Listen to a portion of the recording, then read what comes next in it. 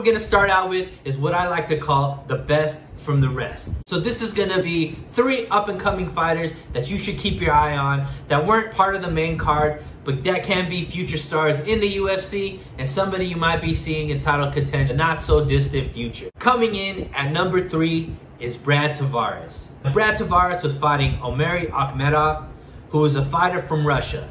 And if you don't know anything about Russian fighters, know this: they know how to fight, they know how to wrestle. However, Bradley Tavares was having none of that. He was like, nah, homie, we gonna make this the fight that I want it to be. He kept the fight where he wants it to be.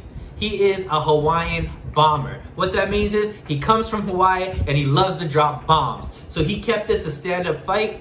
He was quicker, more accurate, and pretty much dominated every single round of the fight. This ended up being a split decision. However, that's just because sometimes these judges that be judging the UFC really don't know what they're talking about. But to me, this is a dominant victory, a clear 2-1, maybe even 3-0. Pay attention and keep your eye out for Bradley Tavares, as I do believe he's finally put everything together and is gonna start climbing that ladder at 185. Coming in at number 2 for fighters you need to be paying attention to from this card is Dricus Du Plessis. Now, I gotta make sure I got that name right because the dude was coming after anybody who doesn't say his name right. He ended up fighting Trevin Giles.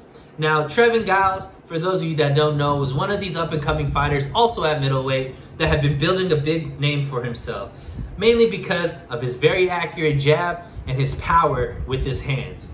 However, Du Plessis really wasn't trying to hear any of that noise. He came in with some of the most unorthodox striking, and Trevin Giles didn't know what to do with it. Trevin Giles came in a little too nonchalant for my liking, was trying to be more flashy than actually technical. He kept his hands down most of the time, which tend to be one of the reasons why his jab is so effective, because it comes from different angles, but Du Plessis was not having that at all. He basically told Trevin Giles, you keep your hands down, I'm gonna put your man down. And that's exactly what happened. In the second round, Trevin Giles made a little bit of a mistake. Du Plessis made sure to take advantage and knocked him out. It was one of the cleanest knockouts of the night and put Du Plessis on that fast track to really start making a name for himself in the middleweight department. Du Plessis comes from South Africa. His name is not something here in America we know a lot about. However, in that post-fight interview, he wanted to make sure you got his name right. Dricus Du Plessis, and make sure you pay attention to him because he is also one of these fast up-and-coming fighters that will be starting to make a name for in the middleweight division as well. And the final fighter that you need to pay attention to from the best of the rest is Ilia Topuria. Now, Ilia fights in the featherweight division. This means at 145, and he was fighting a very big name opponent in Ryan Hall.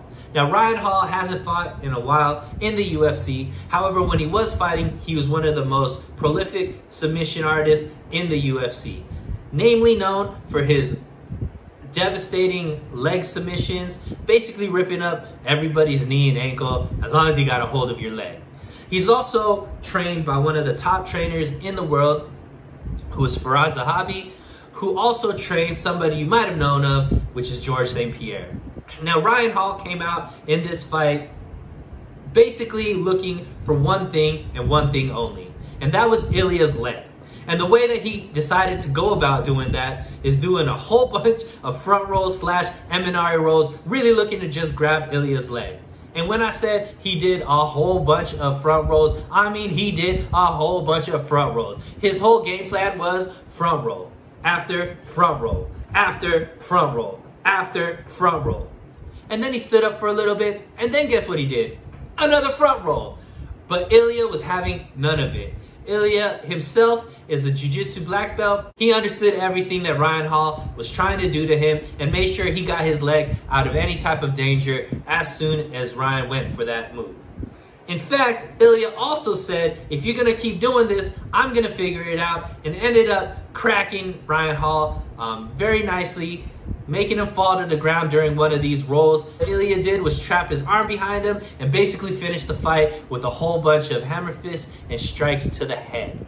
It was nasty. But the thing about Ilia you really need to pay attention to, this is an undefeated fighter who is finishing people in amazing ways, and definitely Ryan Hall was a test for him as far as the biggest name that he had fought up until that point, and he finished him in the first round. To me, he had one of the best performances of the night, made his stock rise pretty heavily, and is somebody that you need to pay attention to in the featherweight division. I personally believe the UFC has to give him more and more tougher competition, bigger names, and Ilya is undefeated at this time. He continues 2 or 3 more victories, and we could definitely see him cracking into the top 5 and maybe even in title contentions sooner than later. So that finishes the best of the rest. Go ahead, tell your friends, tell your family. Those are the people you need to be paying attention to that didn't make the main card, but definitely up-and-coming stars, future superstars in the UFC. So there you have it, fam. That is the UFC 264 So Real breakdown.